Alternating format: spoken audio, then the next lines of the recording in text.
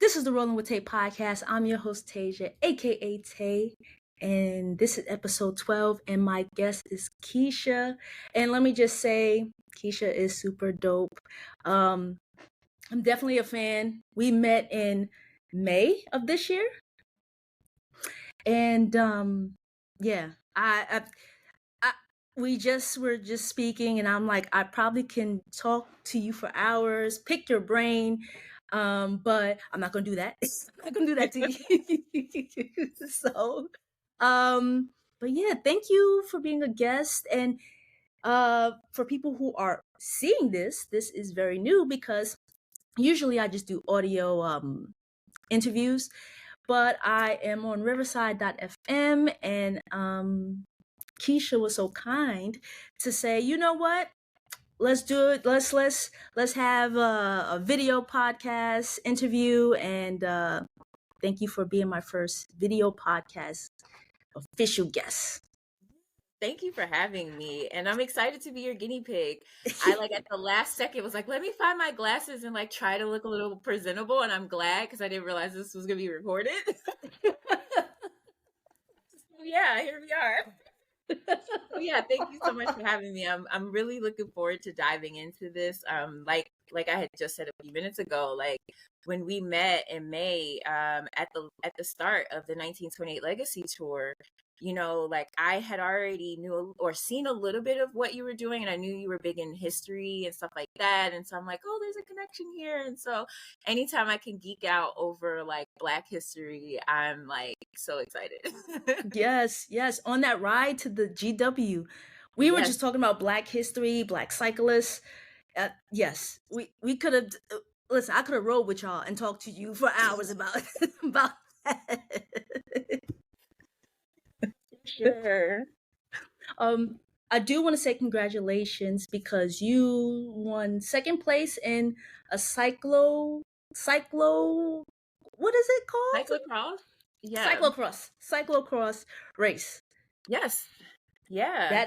That is super dope. That is super dope. I will ask you a little bit more about that later, but I did want to say congratulations on that Thank to you. you. Yeah, and I came in first actually too last weekend. So yeah, for my I'm still a baby in the sport. So in my category, but yeah, I'm pretty excited. Yo, when I say Keisha's dope, Keisha's dope. Um, okay, so let's hop right in. On your Instagram, right, your bio says somewhere running, riding bikes, and experiencing joy. And what does joy look like for Keshia? That is a question that I still try to put into words, just describing it, but I think it's an ability to tap into the beauty of ourselves, of what's around us, really being able to kind of escape a little bit and feel a sense of freedom and passion and pleasure, all those feelings you get.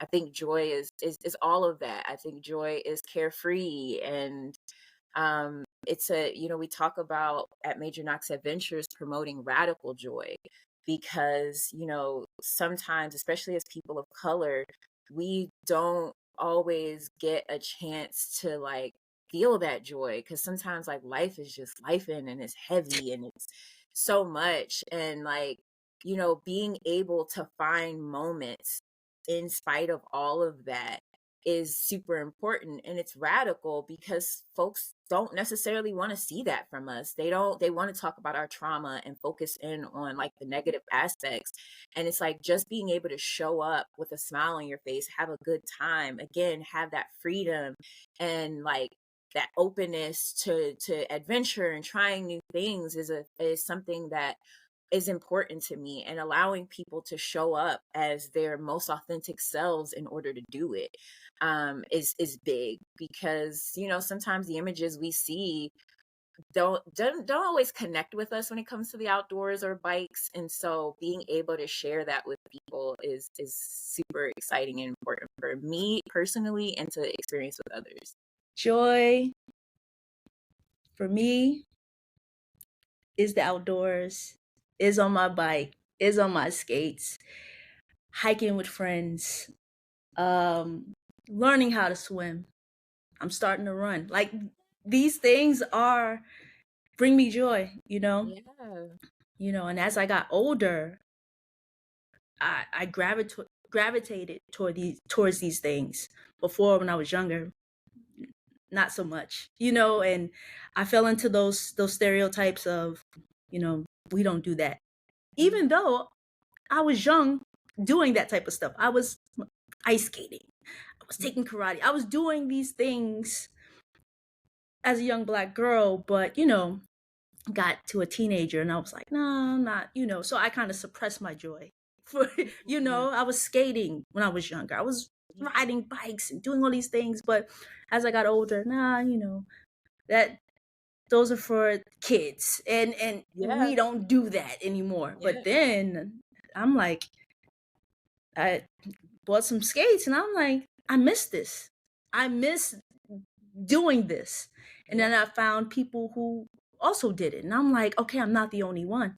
And then when I saw Black people doing it, other Black people doing it, I'm just like, okay, I'm really not the only one Yeah, I doing mean, it. like what you said, there's so many things that I like would touch on about what you said. One of them being the fact that like we do, if we have a certain level of opportunity, we try these things of like riding bikes or skating or if you went to summer camps, you had summer camps that were taking you to all Right. these different places and stuff like that, and like we grow out of it because we start to be socialized that we've got to get serious. We got to start focusing on these, attaining some whatever level of success, and like life again starts lifing, and like the adulthood starts to hit you, and we kind of forget that like, oh, we could find, like, we could go back to those things that were childish, that really weren't, right? Like they were just an activity. As we get older, also what is fun changes for us, and sometimes it's like going to the bar or drinking or whatever, but as like, I think the pandemic for a lot of people kind of opened us up to like, okay, well, what else could we be getting into and doing and stuff like that. um and I think like what's also special too, that thing of like, oh, we don't, like, Black people don't do that, or that's like a white people thing. I same, like there's so much that I didn't get to experience when it comes to the outdoors until I was in my 30s. And like I started meeting, I live in DC, and I started meeting all these people from different parts of the country who, like, they grew up, Black folks grew up camping with their families. Yep. And I'm like, what? Like, I would have never expected that or thought that, like, and so that is the beauty of like entering new spaces. You start to find out, like, oh, not only are we, were we doing, like, not only are we doing it, but we were doing it and we Yep. have been doing it. And Right. I think when I started, the more I started to see that, the more I was like, okay, wait, what's the history of this stuff, like, and that's what got me to digging, because I'm just like, well, if I'm learning of all these people who have done this and been doing it, and they say they know other people that's been doing it, why aren't these stories being shared? Yep. I'm with you. So on the history tip, I'm a genealogist. So researching family, but then I hit a brick wall. So what do I do? Okay, I still like to research. Let me start researching Black history. But let me research the history of Black people doing these activities that I'm doing. So once I got into cycling, okay, let me look into, if there were any Black cyclists before me. Let me look at newspapers.com and let me look and see 100 years ago were they were Black people biking, and they were. Let me do the Mhm. same thing with skating. Let me do the same thing with these other things. So similar to you, I started digging and I was just like, does anybody else know this? And Right. I would just be so happy, like, and share articles. I'm like, So then when I first saw your Instagram, and I think I saw you on a video, and I was just like, I reached out to you. I was like, hey, I'm with you with the Black cycling history in general. Please keep it up. do like Same for you. Same. spreading s- spreading the knowledge of Black cycling and the history of Yeah, I it, mean, I you think know? it's important because, like, especially in the cycling realm, I learned about Major Taylor like maybe 5, 6 years ago. And Mhm. when I did, I was like, wait, this person was so incredible in this sport. And I never heard anything about them. And to me, when I did start initially digging, it's like you only see one or two names. Right. And I'm like, how the heck is there only one or two people? Why is there only one or two people? And for me, it was like falling down that rabbit hole of like, who else? And why is it that Major Taylor is the only name we know? And you start to discover other names and other folks who were trying to break into the space and the reasons why they were held back. And honestly, I think that's a part of like why people don't know about the history, because I think if we know about where we came from or what we come from, like the chances of us going beyond that or stretching beyond that, feeling empowered changes. We start being inspired and looking at the possibilities. And for a sport that initially didn't even want us in it, why would we celebrate the Black people that were doing well? We were trying to keep them out. We didn't even want them around. And so for me now, when I find these new stories, it's like it excites me. Like the reason that I do the 1928 Legacy Tour from Harlem to DC is because I read this article on a newspaper article from a blog that is like talking about these five women who decided to do this in 1928 and then had a nerve to challenge other women to do it. And I was like, well, I guess I'm riding from New York to DC now. Like, that's it. Like, at that time, I hadn't even ridden more than like 50 miles, but I was like, I guess I'm doing a 250-mile bike ride. I don't know how it's going to get done, but it's going to get done because they did it and they wanted us to do it. And so it's like, knowing and finding out that there was a place for us, we created places for ourselves. It's just like it is inspiring and it's exciting, and it's like that same feeling of I gotta share this with as many people as Yes. possible.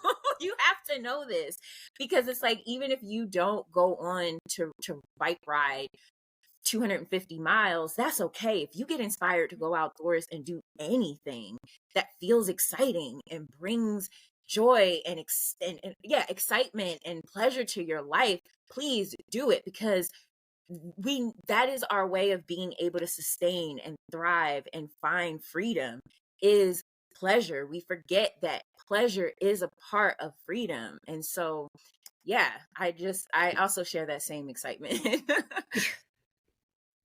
And when I saw that you did this ride, I was like, I have to be a part of it, right? In any way, in any shape or form, I have to be a part of it. And in May, myself and a couple of women from Black Girls Do Bike did the send off from Harlem and rode with you and a couple of other cyclists who were doing the tour over the George Washington Bridge. And I was so happy. Um, like as I was riding back to work, I was like, man, look at me up so super early, but I didn't care. Like, now I'm riding downtown.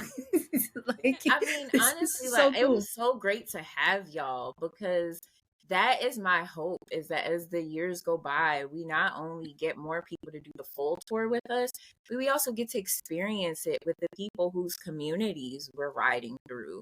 When we do that tour, we see people like I remember there was this one Asian woman was walking her child to school, and she like stopped in the middle of the street and just looked at us with such amazement and excitement on her face. And like we have people every year that is constantly asking us like, what are y'all doing, where are y'all going? Like, we're not used to seeing groups of women of color like this traveling. And to me, I'm like, I hope that the excitement we get to experience as the folks doing the tour gets to spread to those people, and they do also get excited or also are like, let me try something new. So yeah, I'm like, it was just great to be able to share that sisterhood with you all was I was also just as filled. I still am and excited about it, and look forward to hopefully having some of you all join us for the full tour. So Yeah. Yeah. So speaking of that, how does it work? Do people apply? Do you have a cap on how many people you take with you? Um, do you have to be a female or identify as female to participate in the tour? yeah, so our tour is for women of color. You don't have to have any particular level of experience. We host an interest meeting to kind of fill everybody in on what to expect. There's no like interview for it, but we are really big on like the interest meeting is mandatory before you can register, because we want to make sure folks are fully aware and understand what we're asking of them, what they're asking of themselves. We want to make sure Mhm. that you know Yeah. what you're getting yourself into, not because anything is crazy, but because it is a big commitment. I always say that our tour is about pleasure, is not about a suffer fest. And so even though it is extremely challenging to do this, to do the distance that we do, and the going through the terrain, and there's a lot of elements that do make it very challenging and is unfamiliar to a lot of folks. We want to make sure that you're prepared for it. And then when you go out there, it's like, okay, yeah, you might be challenged, but you know you're capable because we've helped you in the lead up to it discover new things about yourself, experience new things, experience new distances, learn about your nutrition, learn about your body. Like, we want, when you get there in the middle of the tour and you experience certain things, you already know how to prepare yourself, or give yourself what you need, communicate to us what you need so we can be supportive of you, because again, it's a sisterhood, it's collective. So it's like, we do that, and the hope is not only will you do our tour, but the hope is that, one, you'll come back and be a mentor for the next year. We also hope that you'll go off into the world sharing your knowledge, sharing your experiences, and doing your own adventures. So yeah, that's basically what the 1928 Legacy Tour experience is about. We want to not only amplify our legacy of the past, but we're trying to build towards the future. And we do a lot of fundraising from our virtual challenge, because we also do a virtual challenge for those who can't come in person with us. That helps raise funds for our bike giveaway that we do literally the following Friday, where we're giving away, at this point, we've given away about 100 bikes, over 100 bikes, to youth from like underserved communities in the DC area. We've raised thousands of dollars for youth programs, not just in DC, but also in Philly and Baltimore. So, we're trying to do what we can to support the future legacy, so that the next few generations don't have to wonder who was there and what was there. It is a normal, regular thing for them. I told you she was dope. I told you she was so, man. You are honoring these five women. I know they're looking down. Like, I know that. Yeah, and I'm pretty sure also when they're, well, like, there's always a moment on the tour, especially day two, the infamous day two, where we're all kind of like, what are we doing?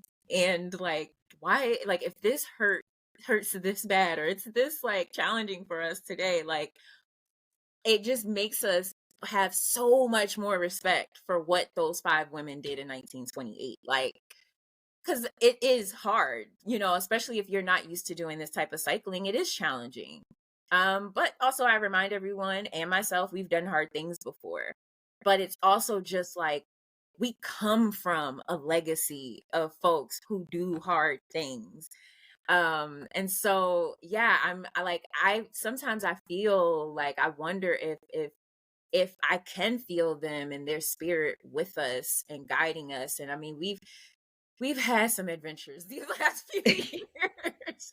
And I'm like, it's only them that could have helped us get through this, because like, there were times where we were wondering, like, should we call the tour quits? Should we like stop? What, like, and we're always able to find a way and we're always able to dig deeper. And I'm like, I think it's a bit of them being here with us. Yeah, it definitely has. It is. It is. I know. I can just imagine, like 1928. We're gonna do this thing, but well, I did a little research, and it was one or two of them who were cyclists, right? Mm-hmm. Mm-hmm. And just think about, like you said, if it was, it's hard for us now, right? Go climbing up those hills. 1928, with the Different type of bikes they infrastructure, had, right? different bikes, like different social climate, like Right. there's a So lot. much, so much. There's a lot. There's so many levels to what these women did. And like you mentioned, two of them did have a cycling background. One of their fathers used to race bikes, which Mm-hmm. again just goes to show that generational thing where many of us definitely didn't grow up seeing that. Like even in like even myself, a gen what are we, Gen X person or Gen Y person, like I have never known anyone in my family or in my community that cycled for Mm-hmm. pleasure as an adult, let alone raced. And, they could say that they came from that and they were able to take these other women with them. And, we don't really know what kind of experience they had. But I also say there had to be a level of sisterhood between them because they didn't have phones, they didn't have trackers, they couldn't just go off and leave the other four or five or three or whoever. Like there had to be like safety in numbers and checking in on each other, making sure they're good. Like that is that is the experience I imagine they would have had because again, social climate, and they were going towards the south, they were riding through sundown towns. Right. Like that is something that I want to, or not want, but I have been embedding into our experience. Like I tell people all the time, like our 1928 Legacy Tour may not be for everybody. And I'm okay with that. That doesn't mean you can't do your own Harlem to DC route. But here, I want to try to recreate as much of that essence that I believe they shared during their experience. And, I believe we have been doing a great job at that for the last 3 years. We always have folks who come back and, again, act as mentors. We have folks that are helping host this year. We've got folks that are like leading things and so it's that continuing to build that legacy out there and I'm really just so inspired by those women. Yeah. Yeah. I'm inspired by you. I'm inspired by them because you are picking up where they left off. You accepted the challenge, and every year you continue the challenge and you bring new people along. So I think that's amazing. Two questions. Do you How similar is the route that they took? Hmm. And the second question is, I believe they stopped at a few of the YMCA's or YWCA's, YWCA. CCA's, Hmm. YWCA's. Are Hmm. those still there? And then do you pass those to say, hey, this is where they stayed the night while they were here? Yeah. Yeah. So I forgot the first question. The first question was, Oh, their how route. similar? Yeah. Yeah. So yeah, in terms of the route, we don't exactly know what route they took. Hmm. One of the things I have been slowly trying to do is get an idea of what roads even existed back then. Because I feel like if I have an understanding of that, we might have a better understanding of what they likely could have taken. I know that the GW Bridge didn't exist, so that Right. was not what they took. um, but yeah, so we try to, we're taking what we can in terms of bike routes in today's time. Hmm. Which again, I wouldn't be surprised if they weren't too far, like some of the roads we're taking Yeah. aren't too far off. Hmm. Um, in terms of the days in which we do it, we keep it at the 3 days just like them. However, we kind of do our miles a little bit differently.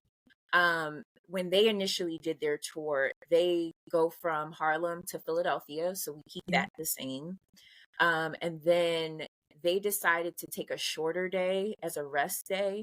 So they go from Philadelphia to Wilmington, Delaware. Yeah. And then they had a big day on the back end going from Wilmington to DC, which, again, when I talk about the layers of how dope these women are, if you know anything about the terrain in Maryland, you know that it is a bunch of rollers the whole time. And these women did over 100 miles to get to DC that day. And not only when they got to DC, they decided, like, oh, we want to sightsee. When they did their tour, they did it Easter weekend. Yeah. So that's also something that's different. They did it Easter weekend, and around that time is the cherry blossoms. So when they got to DC, they rode around Haynes Point so they could see the cherry blossoms, and they went around the tidal basin before going to Howard and checking out Howard, because Howard is and has always been a big deal within the Black community, before calling it a night and going back to New York. So we keep essence of that. So for our tour, like I said, we do the Harlem to Philadelphia, and then we go from Philadelphia to Baltimore. So Okay. we kind of front load most of our miles, and then the last day is our shortest mile. But what we do is when we get to DC, that's when in each city we try to host a community ride, invite the community to join us. So when we're in DC, we end our tour the way they did by inviting the community to join us for a ride around the monuments in the tidal basin in the city, just like they did before finally finishing. In terms of the YWCAs, that's actually part of what we get to stop at. So along our day 2, we passed through Wilmington. And so we made a kind of cut into the city a little bit more so that we could check out where they stayed the night. And then when we're in DC, we also, during our community ride, we stop at the YWCA that they stayed at in the city. Those 2 locations are the 2 that I believe are still around. Philadelphia, I have to do a little more digging. I don't think the Philadelphia building is still around, but we also start our tour on the same corner that they did. So while the YWCA in Harlem doesn't exist anymore, we still start our tour there, just as they did. And what also makes that location special is that that particular YWCA is how they all met, which is really beautiful. And it was also the first YWCA in the city that allowed Black women to stay there. So it was also a staple within the Black community in Harlem. So to be able to start the tour on the same corner that they did is really special to us. To be able to pass by things that they got to pass by 95 years ago is really special to us. To be able to share the experience with our community is really special to us. So yeah. To have to go on that ride.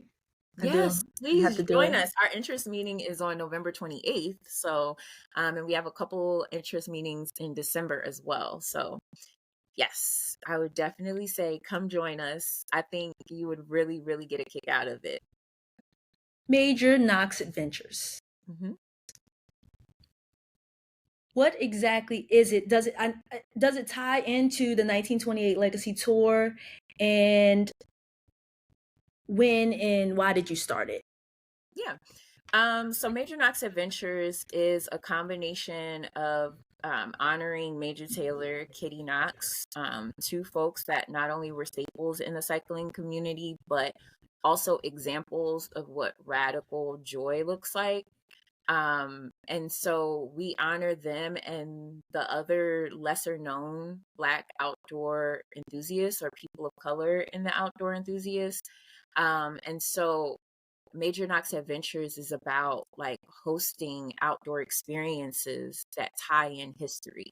So everything that we do ties in history in some way, shape, or form. Even when we host a random community ride, we're always riding by something that is historical. Um, and so I started that the same year I started the 1920 Legacy Tour. So in 2021 is when I created the company, which is like the umbrella that the tour falls under. Was under. Okay. Yes. And so we have other experiences like the Chocolate City Community Ride, which is, like I said, the Friday after our tour. We have other things that we pop up with and do. We've done beach camping trips and running retreats. We've hosted community rides.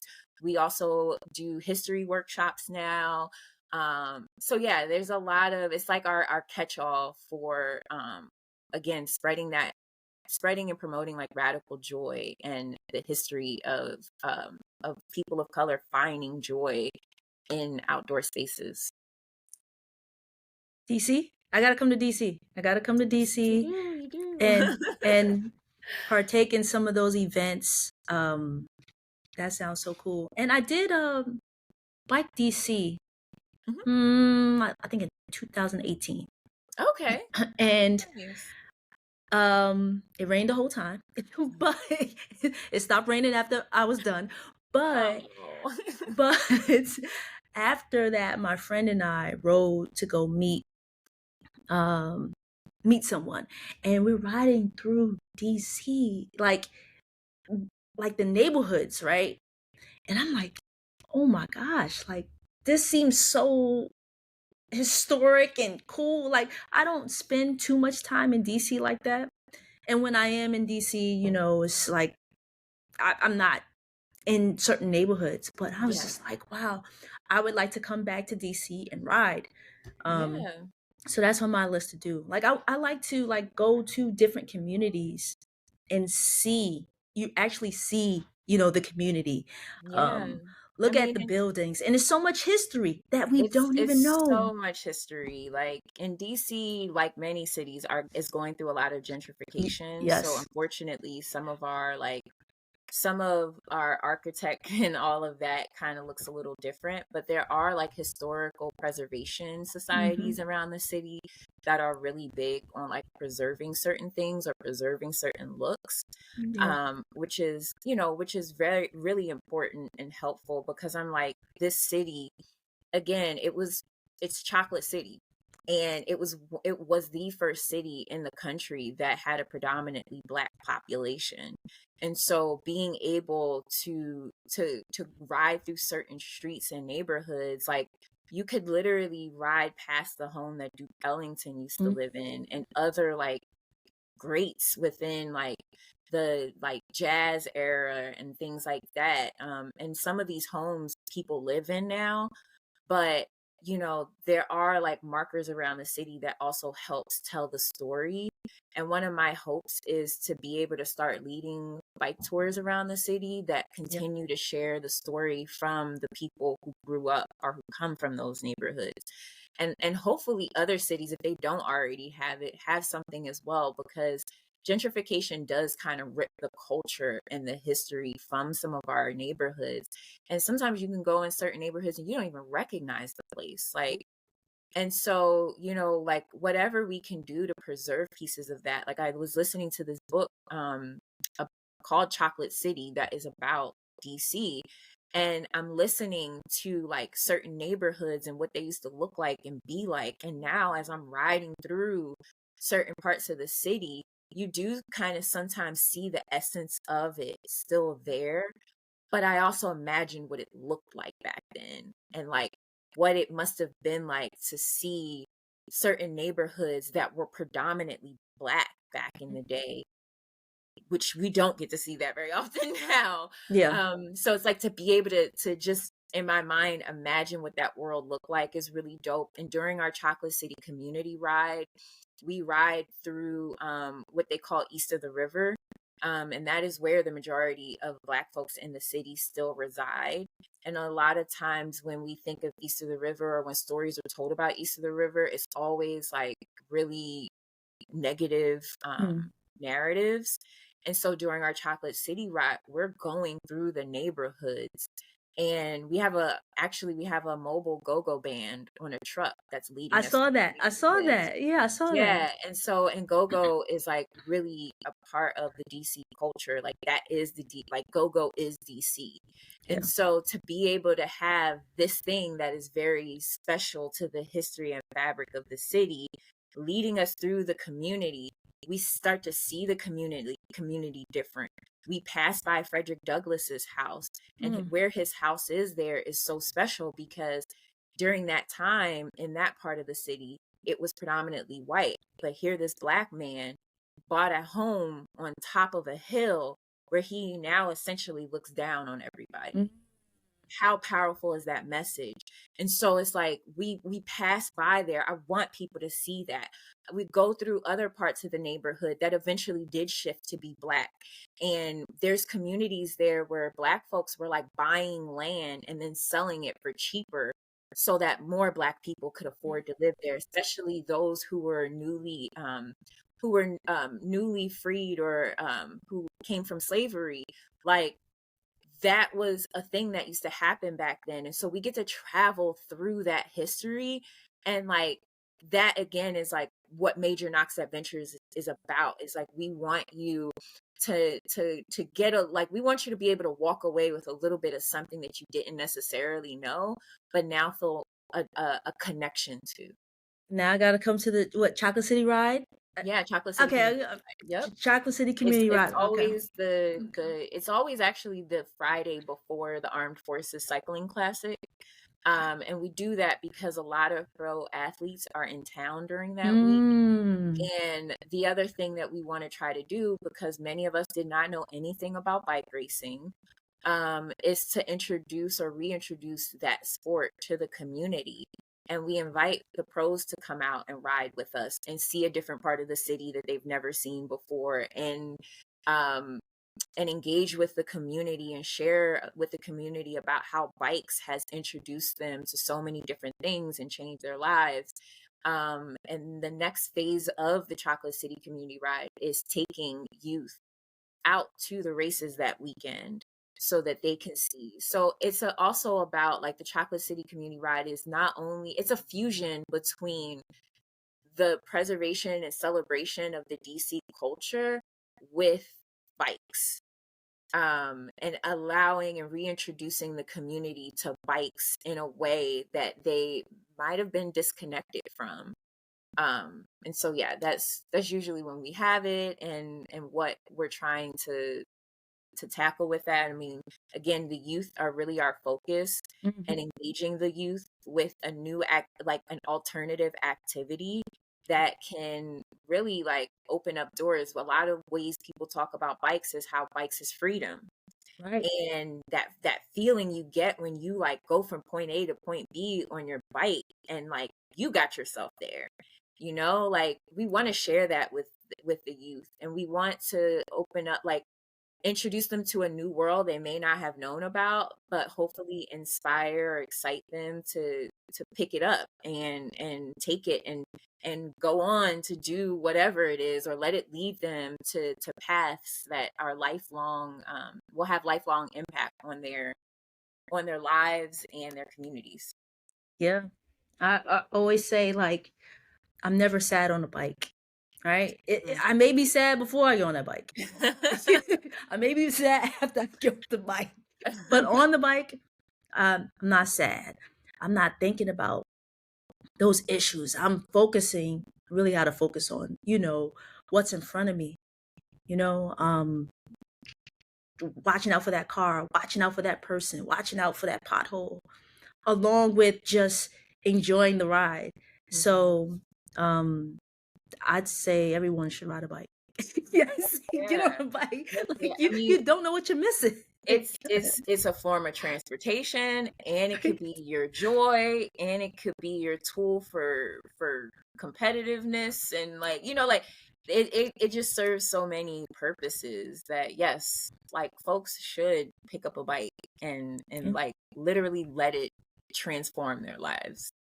Yes, and community and friendships. I've Mhm. made so many new friends from riding a bike.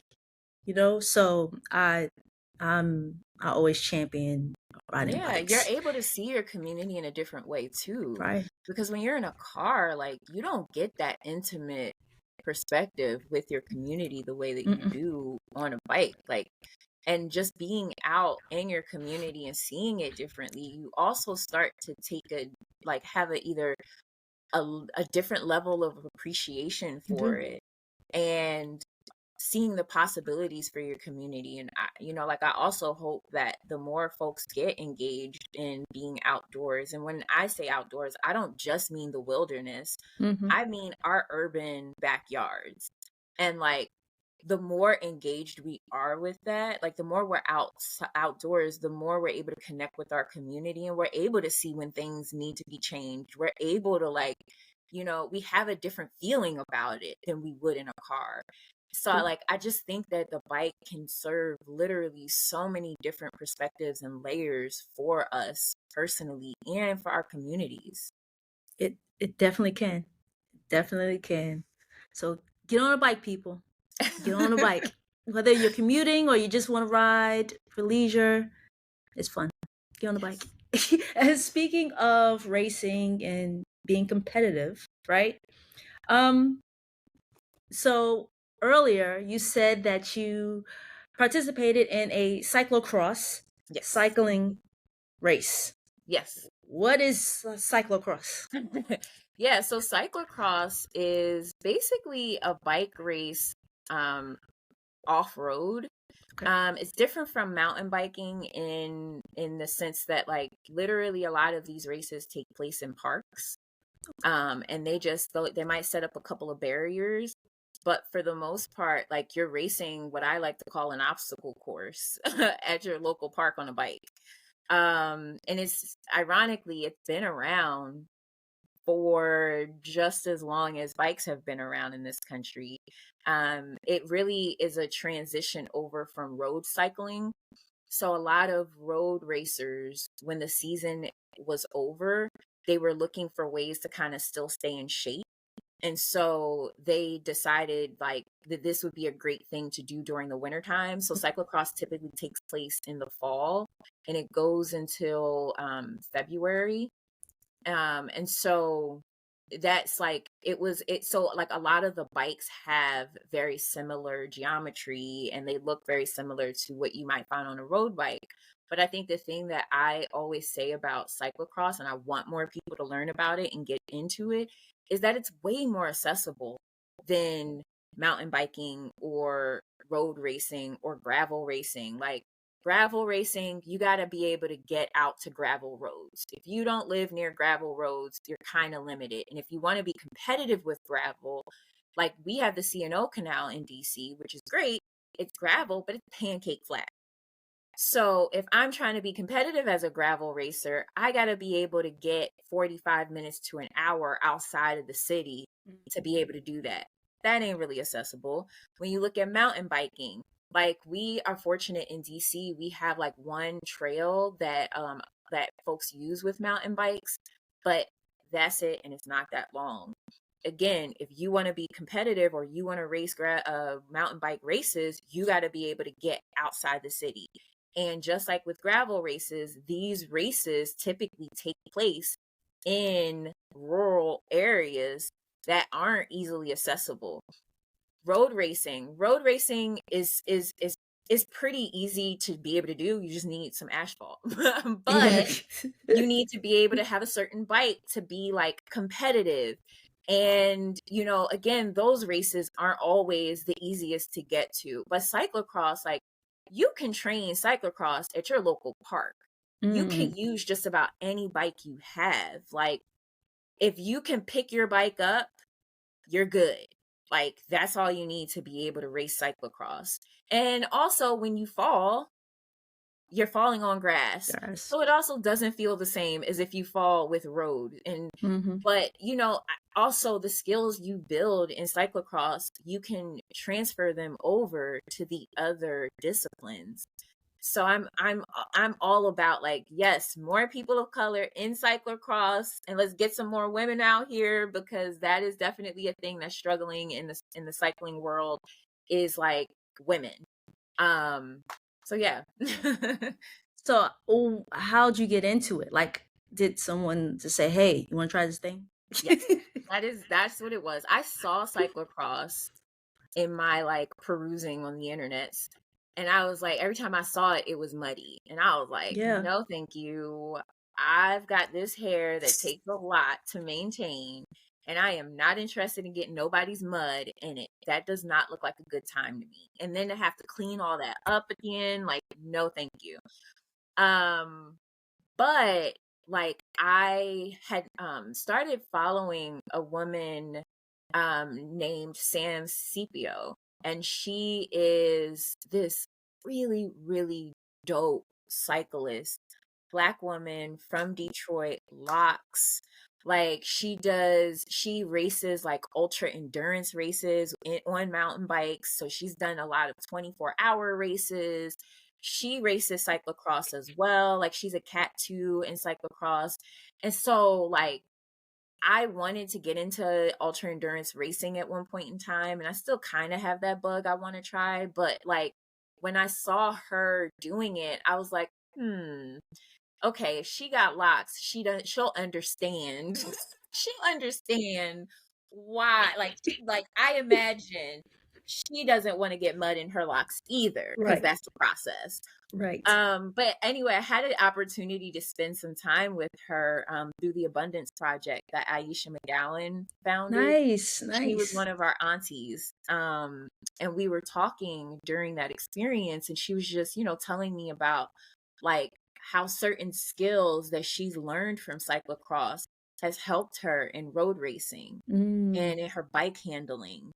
And like she just talked it up so much. And then I had another friend, Marzell, who is a mechanic, an elite level race mechanic, and I went out to see him at Charm City last year, which is like Charm City Cyclocross is like one of the UCI races in the country. mhm. And so I went out there to Baltimore to check that out, and, spending the day with him there and getting him to keep like dropping little nuggets into me. I eventually was like, okay, now that I've had a chance to see this, because that was my first race that I went to, I was like, okay, maybe I'll try it. And I went to a few clinics, which I always say, like, if you can start with the clinics, because that way somebody will help you kind of teach you some of the like most efficient ways to do things.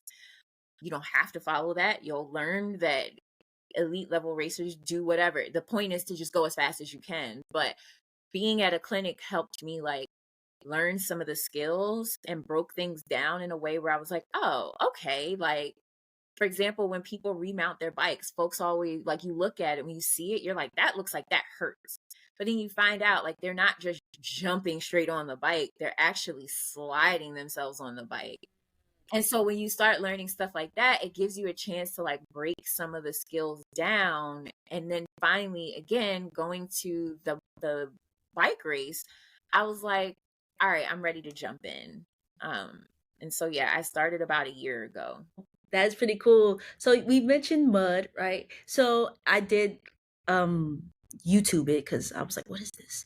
And I saw this one video and the guys were uh, they were riding and then I think they picked their bikes up to hmm walk through the mud and then get Yeah. back on the grass. So is that like sort of how the course usually is? Like it's a mixture of mud and grass or It's a just mixture of whatever the race promoters decide they want to add to the experience, basically. Um, I have yet to do a race that's been super muddy. I'm not sure that I'm interested in doing a race like the soupy kind. Like it sounds like you were looking. That's another thing. You start learning all the different ways that they call the like mud, like peanut butter and soupy and all this stuff. But like like it literally depends. Like I just did a race this weekend where there was sand and like a sand pit. So we had to ride through sand. I've done a race where we had to go over like literally ride up a like ramp and ride down it. I've done stuff like where we're like running through like roots on a single track in the middle of like a foresty looking area. So it's different stuff. And the more you kind of like get into looking at the different races, you'll see like the thing about it is just figuring out what features can you add to your race to make it more interesting and, to really challenge the racers. So you'll see some people who will get off their bikes, but then you'll also see people who will try to ride over things. Right. Okay. So yeah, it's very different, and like the culture is very like usually very carefree and fun, and like there's hand ups is what they call them, where like people might stand by the barriers and give out things like candy or beer or whipped cream or whatever. Like it's just like depending on your community, like it's like a big party Wow. um in a park at an obstacle course. Do they tell you beforehand how the track is gonna be so then you can decide like, okay, I'm gonna do this one or nah, I don't want I'm gonna skip Yeah, that they one. usually will give you features, or depending on your location, 9 times out of 10, you can go on YouTube and get an idea of Okay. what to expect. Now, sometimes like race directors might decide like they want to change a feature. Like the ramp that I did at that particular race, they never had a ramp before. And it just so happens this year is the year they decided to throw a Get a ramp ramp. into it, which not a fan of. But you might have some races that have stairs. It depends. Like they change. Some racers will change the features every year to keep people on their toes, and some races will, they have a long history that you could just go on YouTube and see what the race looked like, or they'll give the description of what to expect Okay. when you sign up. So yeah, and there's always like some places will do pre-rides, is what they call them, where you get to preview the course. Some people might do that the day before. Some people might have it like you always want to do that before you race, so you Yeah. kind of know what to expect. So it's very rare that somebody's going to just jump out into the race without having an Without idea of like what they're going to be coming up against. see, there's so much out there, It is. right? Within the cycling community, but just in like the outdoor space in general. I recently found out about, is it called I think it's called trail running racing, Hmm. where you're racing on a trail but for like hundreds of miles. Yep.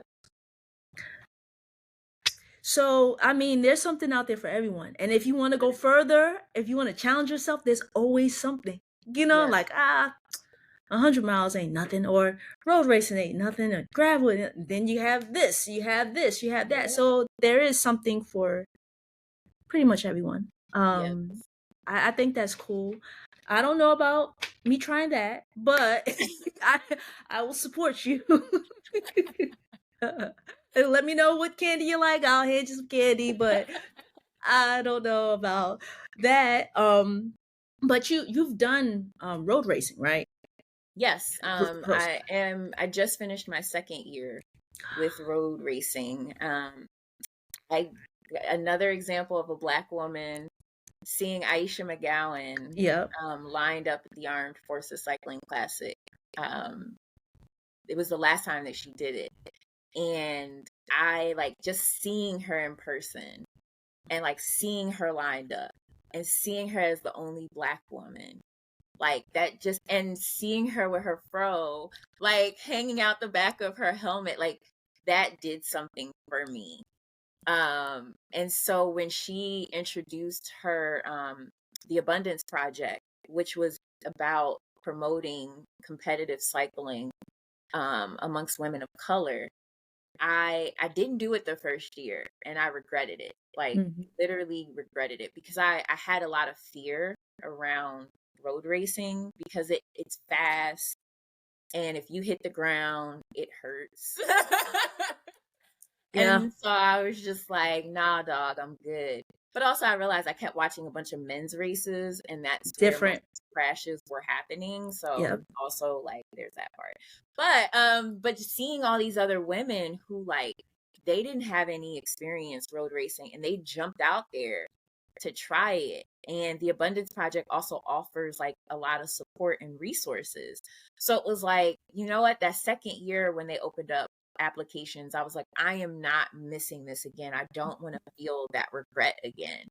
And it was also the women who do the 1928 Legacy Tour that really inspired me, because that tour gets a lot of women who are excited about the possibilities, but also afraid. And yet they still sign up and they Right. still commit to the training and they still show up.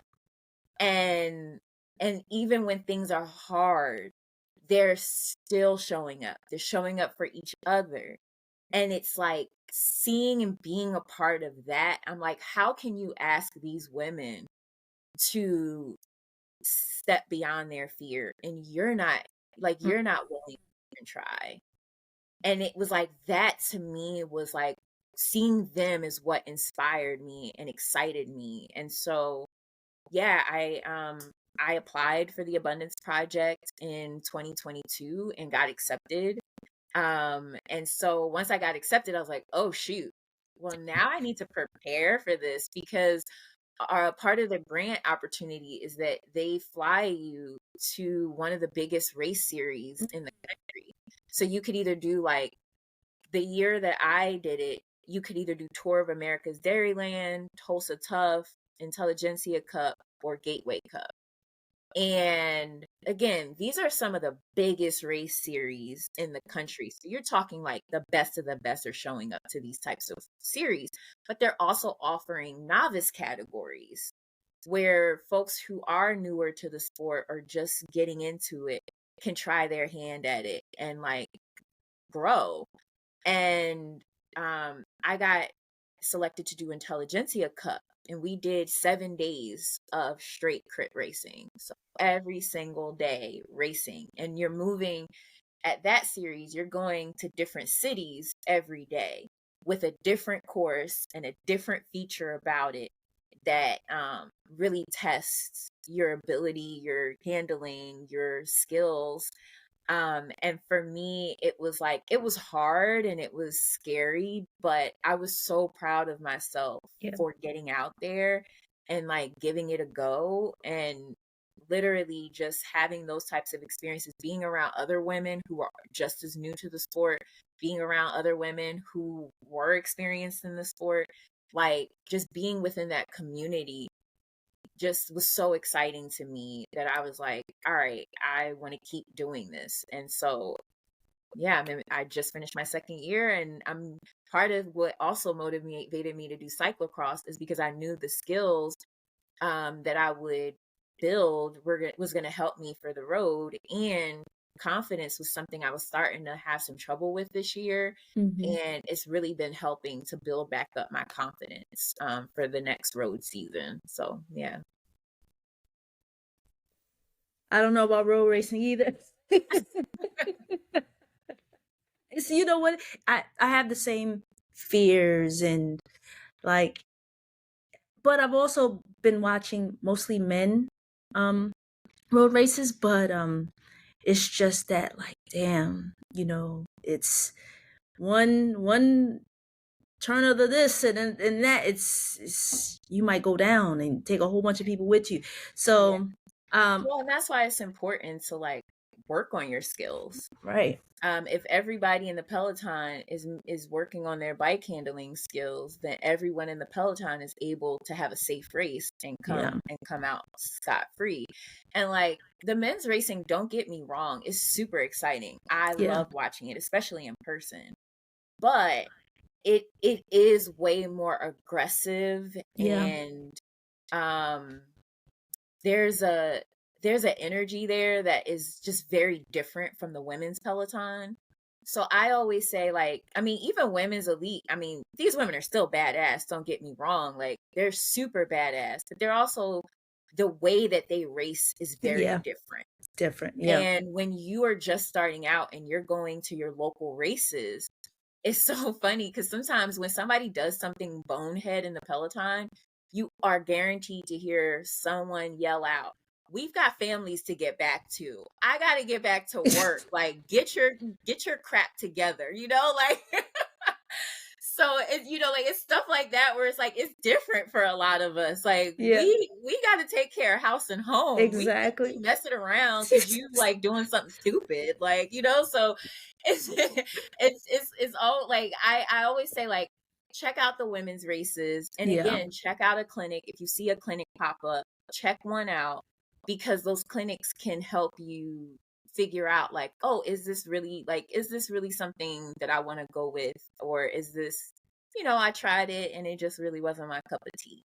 Because the fear is real. And like, I had a conversation with an elite racer this year at Intelligentsia Cup, because I was saying to him, I'm like, I experienced a lot of challenges with anxiety, and my confidence lately hasn't really been that great.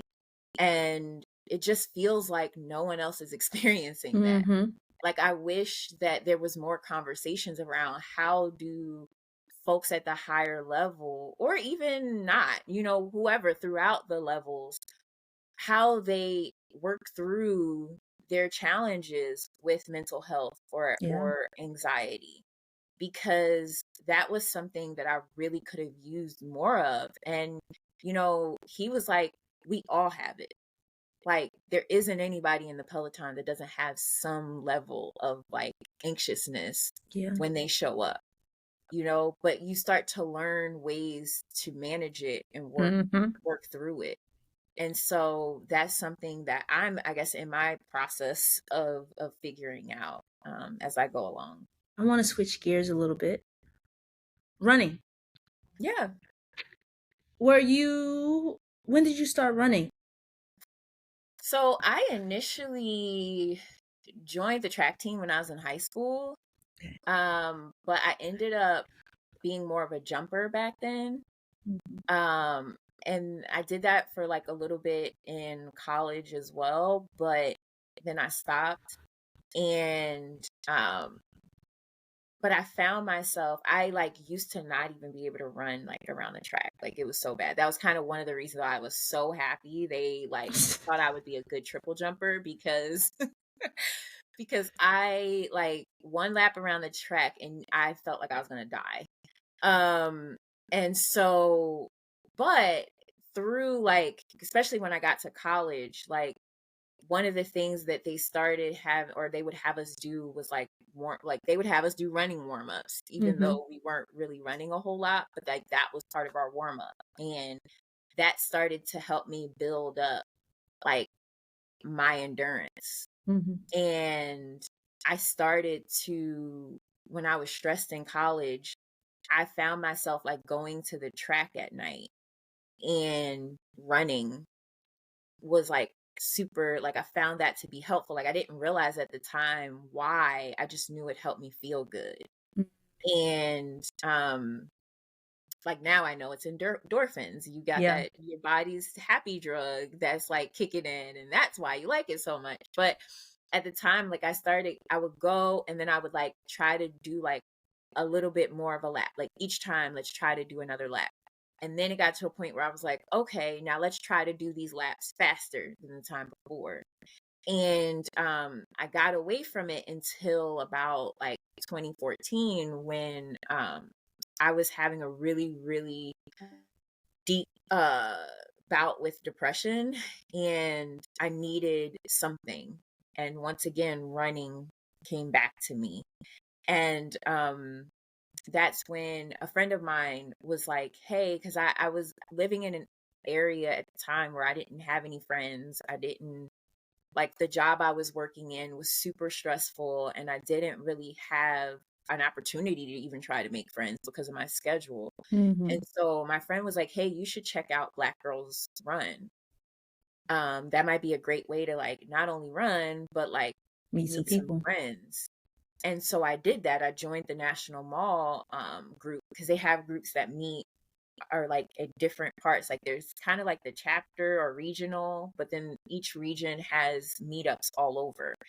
And I started doing that. And then before I know it, like every day of the week, I was finding a different run, Mm. and I would go just to do that. And that brought me into like, one of them suggested another run crew that was in DC, And I was with them for a few years and traveling with them and getting to experience the run crew culture, which is very different than run clubs. And Mhm. like being a part of their community with people who look like me, who share the same cultural backgrounds and makeup. Like we like to have fun the same kind of way. We listen to the Yeah. same music. We know the Mhm. same references. That's something everybody doesn't get at their local run club. And Right. so it was through that experience. And then I'm a person that likes to do research. So I started like researching ways to like understanding distance running better and like how to perform better, and that got me into coaching. And so for about 6 years I every week would coach a group called Track Tuesdays, and we would like meet up every Tuesday to do track workouts that would benefit our like build our efficiency and our skills with distance running. And it's literally through those experiences that I met a group of Black folks who were like, "Oh yeah, we're getting into triathlons." One of those sports where I was like, I've literally never seen anybody of color do that. I've literally only seen white men, and that's it. And here there was like this group of Black and brown folks that were getting ready to start a tri team in the city. And so I was like following their group chat for a while and watching people who like never knew how to swim were learning how to swim. And then eventually went on to do Ironmans, like where you have to swim like miles. Like that was crazy to me. Like people who were picking up the bike for the first time, and the discussions around like all of the equipment and the experiences of preparing for triathlons.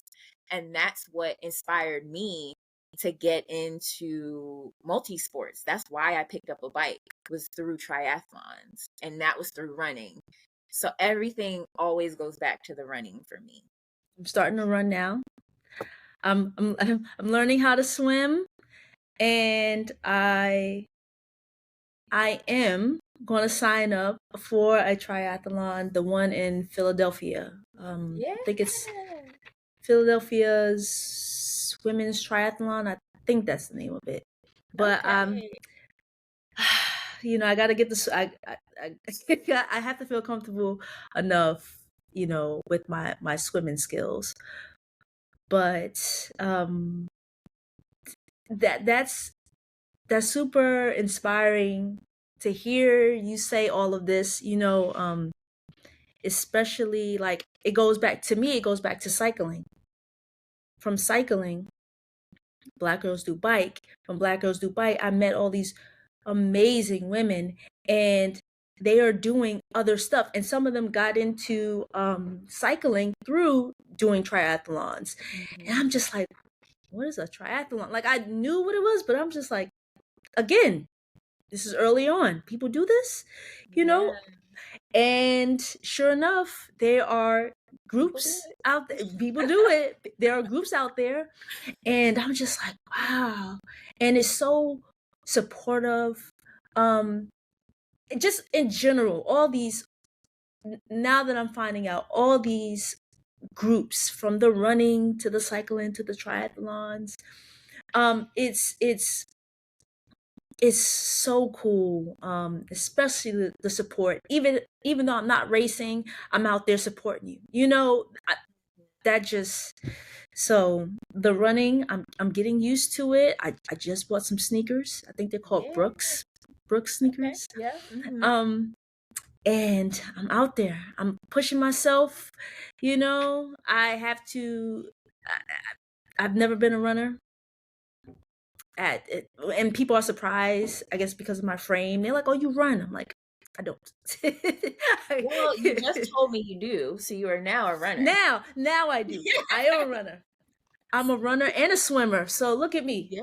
I'm a You are a triathlete. you are already a multi-sport athlete. There we go.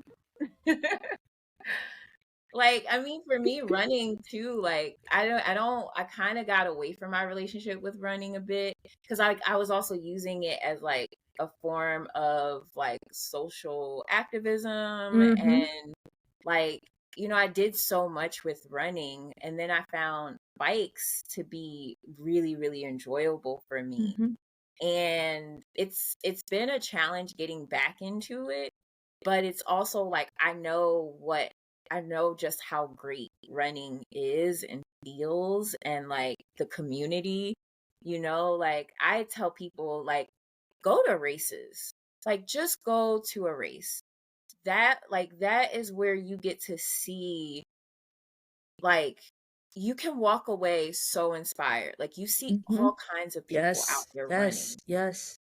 walking, running, walk, run, like just all kinds of folks. And it's just like, you know what? I can do this. There is that, when they say representation matters, it truly does, because just when you think something is not for you, you find out that, like, oh, it actually could be for me if I wanted it. And going to races, going to different communities, like New York is really a big part of where the run crew culture was out Mhm. of New York.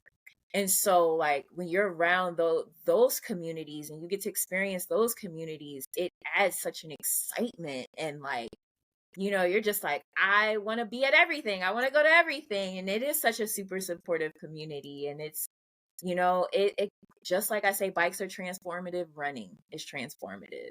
Find you a good pair of shoes that fit, like that feel good for you when you're out there, and let them take you. Just go. Yeah. Just go. Yeah. Yes. Yes. And I'm finding that out. And I'm building my endurance up. And I never you'd ask me, shucks, 6 months ago. No, maybe a year ago. You want to run? No. And I've always said that. Like, when people say, like, no, I've never, Why would no, I run? that's Run for not what? that's not my thing. And people would say, "Oh, you run the right?" No, that's not me. It wasn't a part of me, but now it slowly is becoming part of me.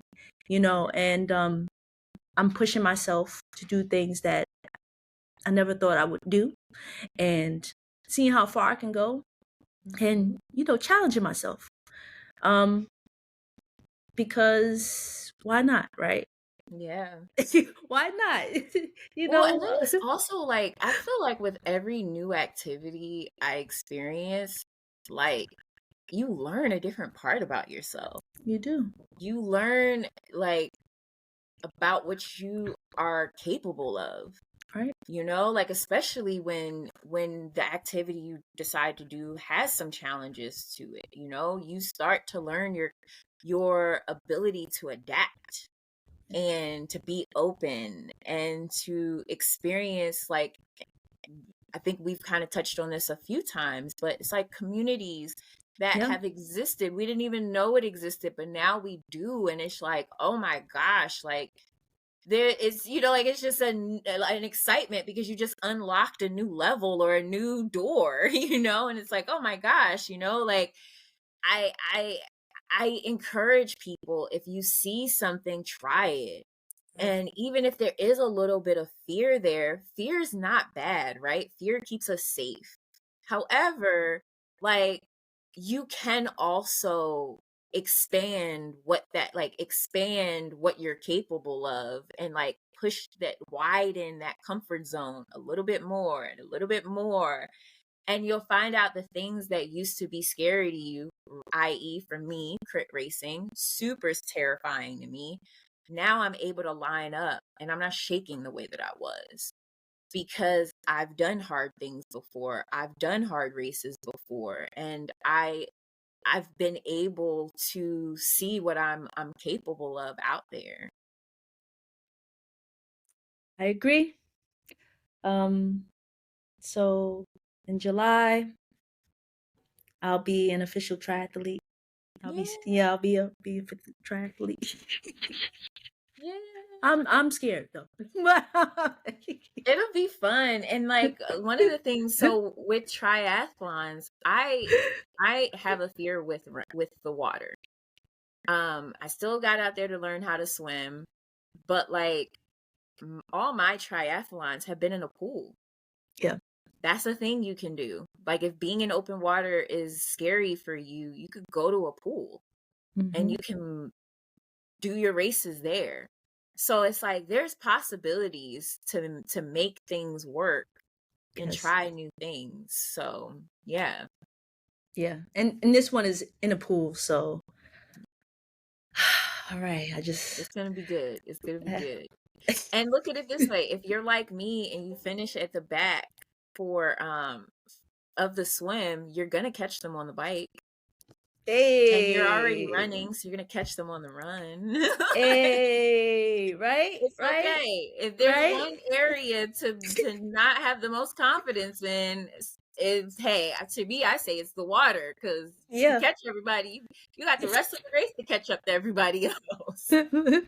You know, I woke up this morning at 5:50 a.m.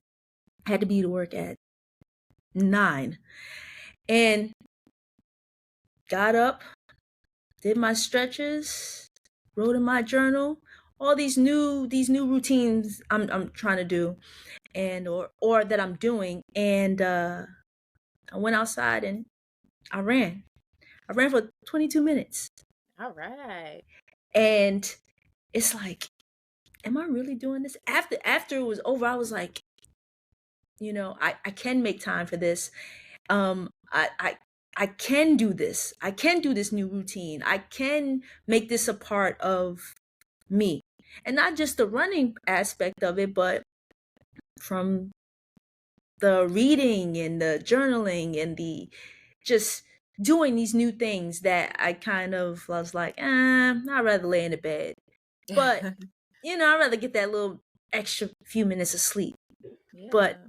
I was just like, you know what? Get up, go outside. And I felt better. And I felt better the whole day. I feel good, so Yes. okay, running. You got something there. You got something. You got something there. You got something there. I'll run in 30-degree weather. I will not bike. I will not bike in no. I will not do it. I will Yeah, not. it's a little challenging. I'm one of those folks that have to I bear won't the do it. cold. So, and you're in New York, so it's even colder up there. So I I, don't I don't blame you. I will not do it if it's not a what 45, 50, 50. Yeah, I could skate, and now that I know I can run out there in lower degree weather, I'm fine on that bike. No. Any Final words you like to leave us with?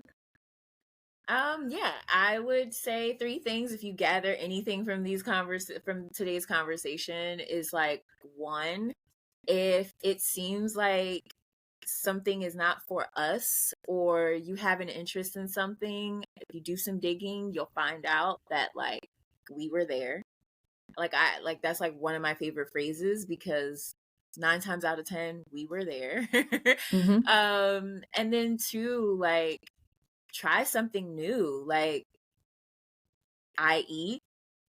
the 1928 Legacy Tour.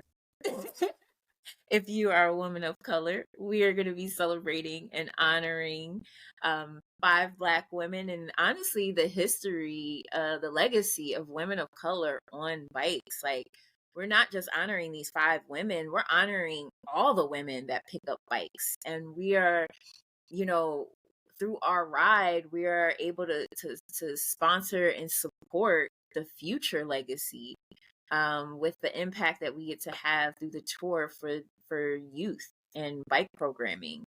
Um, so yeah, interest meeting November 28th. I would definitely say if you're a woman of color, again, no crazy bike experience that you need to have. Come check it out, hear what we have to say. We'll also be doing an IG live soon over at Major Knox Adventures on Instagram, where you'll get to hear from women who have done the tour already and get to hear what their experience was like, and find out if this will be a new thing for you to try in 2024. And I would also just say find your version of radical joy.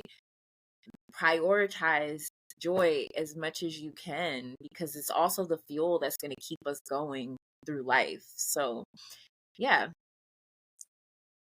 Thank you again so much for being a guest. Um, I look forward to watching you grow in cyclocross racing. And as a road cyclist as well. And maybe one day you'll see me out there on the road.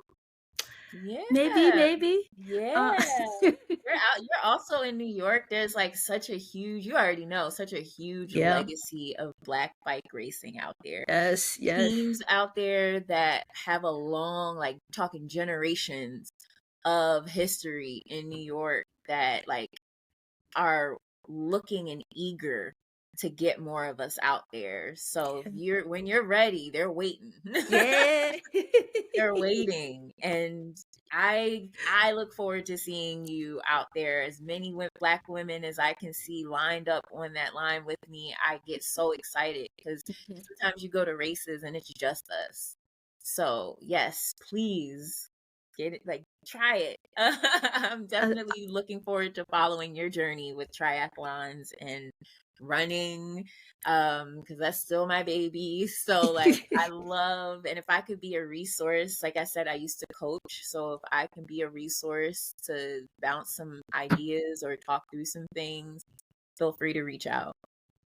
I definitely will. I am. You don't have to ask me twice. I am. Thank you in advance. I'm here with open arms. Well, we have come to the end of my first Riverside.fm video podcast. Yeah, I just have to give them a shout out because I've actually met people who work for Riverside and they were so cool and giving me tips. So shout out to them. But yeah, again, thank you. Thank you. Super excited to share this with people because I think they can get a lot of value out of it. Matter of fact, I know they will get a lot of value out of it. And yeah. So this is the Rolling with Tay podcast. I'm your host, Tasia, aka Tay, and thanks for listening and watching.